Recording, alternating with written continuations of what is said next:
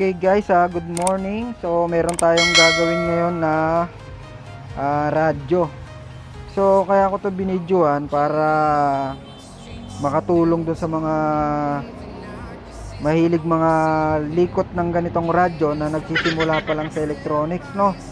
Kasi pag hindi mo kabisado to, makukuryente ka dito. Kaya i-explain ko dito kung bakit ka nakukuryente, and then ano ang best way na gagawin natin dito para maging safe yung radyo na ganito. Kasi ito galing to ng China. Ewan ko kung, hindi ko alam kung anong voltahe dun sa China. Ang alam ko ano yata dun eh, meron ding lugar na 110 at yata 220. So explain ko na yung nangyari dito. Tinanggal ko na yung capacitor guys ha. Mamaya i-explain ko na rin kung bakit ko tinanggal yung capacitor. So ang nakita akong sira talaga dito is yung Zener diode. Ito. Yan. Zener diode yan, ibang packaging lang yan. So nakakabit yan dito. Dito banda. Dinrawing ko na lang para mas madali natin maintindihan yung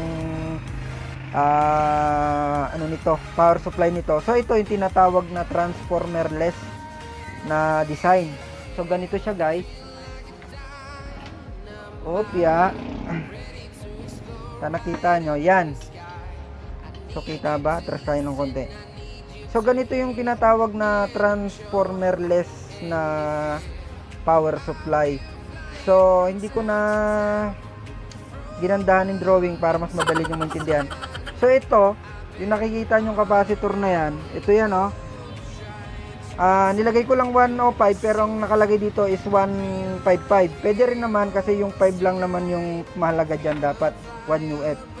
So J yan hindi T. Diba yun, ang pangit ng drawing. Wait. J ito, J. Yan, J yan. Then kita nyo na yung Zener na tinutukoy ko. Ayan oh. Ito yung Zener na nasira. So yung battery, ganyan lang drawing ko para mas madali nyo maintindihan ng battery. Pero ang totoong battery nyan ay ganito, no? Gets nyo? Ganito yung tunay niyang battery. Alam ng mga nangangalikot yan. Hindi yan, pag nakita nyo sa ilalim yan, parang hindi nyo pagkakamalang battery. Battery yan. O, nakita nyo na yung battery, no? Pero ganyan ko na drawing. So napundi ito, nag-short ito. So na-short ito, balang nangyari, pag na-short ito, so magiging short. Mangyari yung 6 volts na nakikita nyo dito, mawawala na yan. Tapos dito ano na siya, i-stop na yung pagdaloy ng ano, kasi naka-short na siya sa negative saka sa positive. So balik natin yung Zener. Imagine natin na hindi siya short, so dadaloy ulit yung 6 volts. Gets? Yan o, dadaloy yung 6 volts dyan. So ngayon, kaya kayo nakukuryente kasi kung titingnan yung maigi, itong negative na to, kita nyo yan oh, pumunta, negative tawag nyan, ano ba yan, nawawala ako, neutral, saka live, pwede magbaliktad yan sa saksakan, di ba? Pwede natin gawin natin tong live, pwede rin natin tong gawin neutral, kasi yung saksakan natin nagaganong-ganon naman, di ba? So ngayon, dahil nagaganong-ganon natin,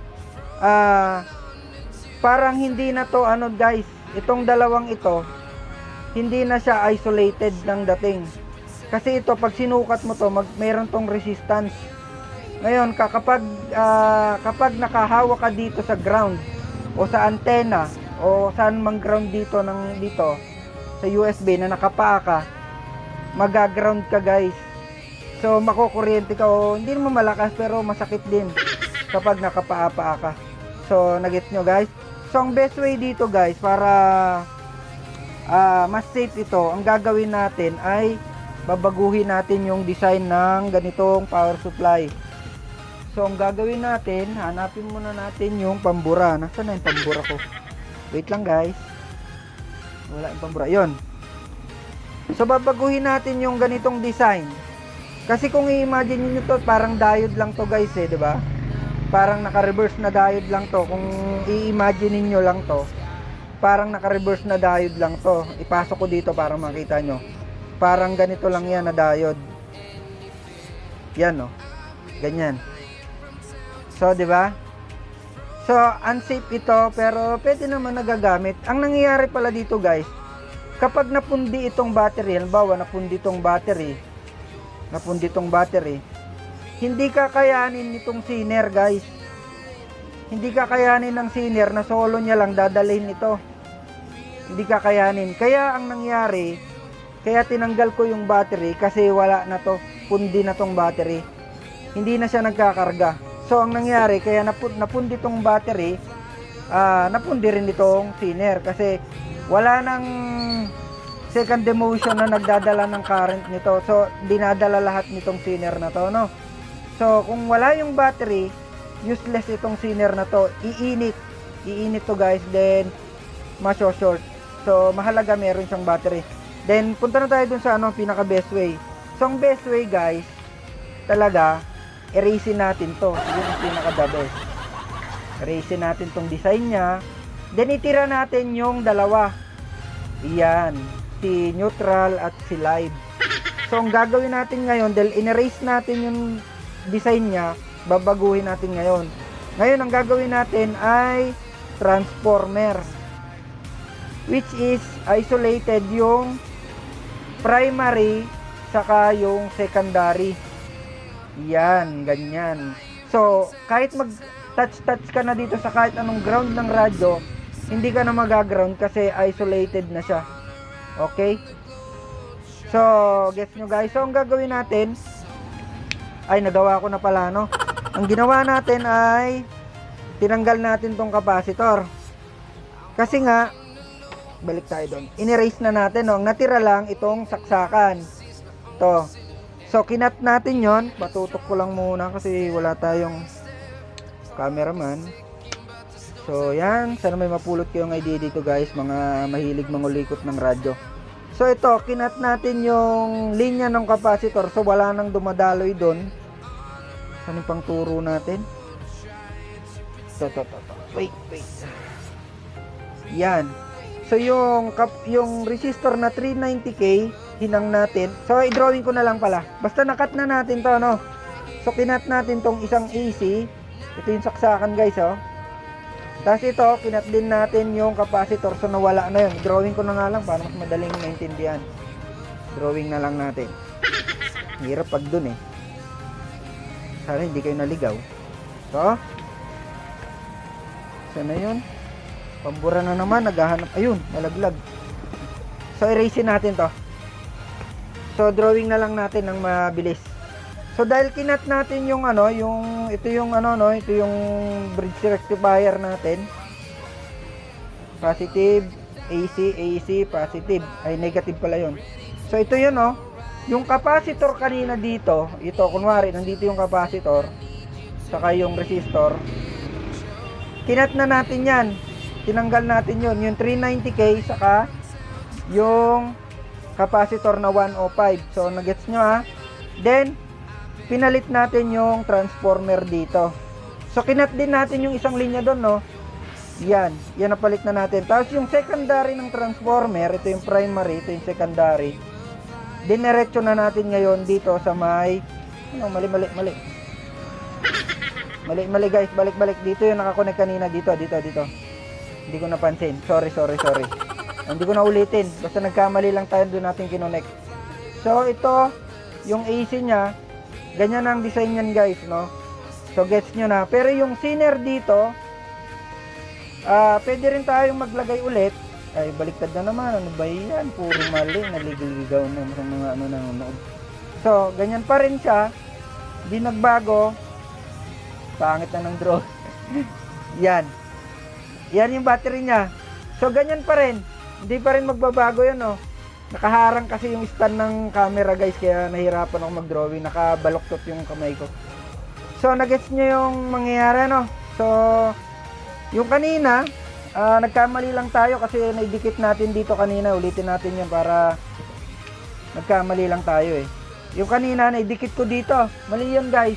Dito tayo. Dito yan, AC. Yan, okay. So, dinilit natin to, pinalitan natin ng transformer, no? So, iglalagay ko na para makita nyo. Pause ko lang muna, guys.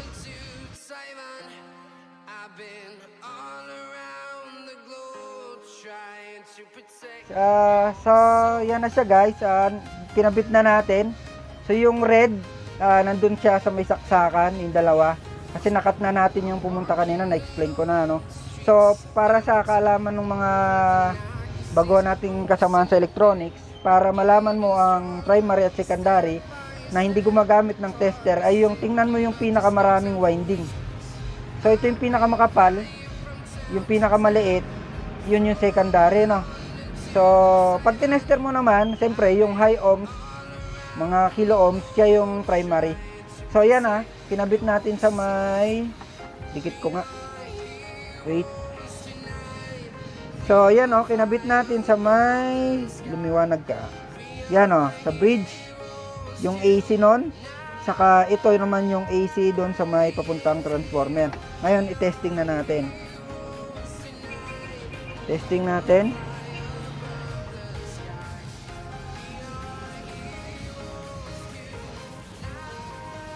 Yeah. Oh, yan na guys. Maandar na. Wait. Oh. Okay. Hindi na tayo magpatugtog ng malakas kasi ano na lang natin para hindi tayo mag-copyright. Ganyan na lang. Oh. At least nakita nyo nang umaandar, no? Ngayon, safe na hawakan siya guys, Oh, safe na hawakan yan. Kasi naka-transformer na tayo, no? Magcha-charge pa rin naman yan kasi kayang-kaya niya naman i-charge ng ganito yan guys. So ibubuo ko na to and then balikan ko na lang kayo after natapos ko ng mabuo. Wala naman ng ibang gagawin dito guys kasi tapos na to. Yan, safe na, mas matibay pa kapag transformer, no? Okay. So balikan ko kayo mamaya. So guys, balik tayo muna para paliwanag ko muna to, no? Yung transformer natin, huwag kayong mag-alala kung saan natin nilalagay kasi meron niyang abang. Ay ito makikita nyo, hindi ko pa natornilyoan guys yan, tingnan nyo pag nilagay ko to, eksakto. Ayun kita nyo ba? Eksakto ayun may pero siyang pagtutornilyoan So hindi nilagyan ng mga incheck yan, ewan ko lang kung anong dahilan nila, hindi nila nilagyan ng transformer yan. Siguro dahil makaka-apekto dun sa budget, siguro kasi mura lang mga ganito. So hindi na nilagyan yan. Ganyan ginamit pala natin transformer, ayan So kayang-kaya niya guys. So i-mount ko na guys. A few moments later. So ayan guys, tapos na i-mount na natin. So ito, nilagyan natin ng antena niya dito. Hindi natin pinadaan dun sa may gilid ng transformer para hindi makasagap ng humming. So ito, pandarin natin. Saglit lang natin guys, baka makopyright tayo. Then yan, guluhin na natin, baka makopyright tayo. So kukunin na nila to guys. So bibigay na natin. So pinalitan natin ito ay hindi pala sira to, pero pinalitan natin to, no? Kasi nag-transformer na tayo. Tapos ito sira, ito sira, ito siner. So bibigay na natin, papaalam na to, sana magtagal. Okay, tanggalin na natin. Okay na. Kuya, walang bayad na? Ha? Walang bayad. Wala, sige, kunin mo na lang, libre. Ingatan nyo yan. Okay na, okay na, okay na.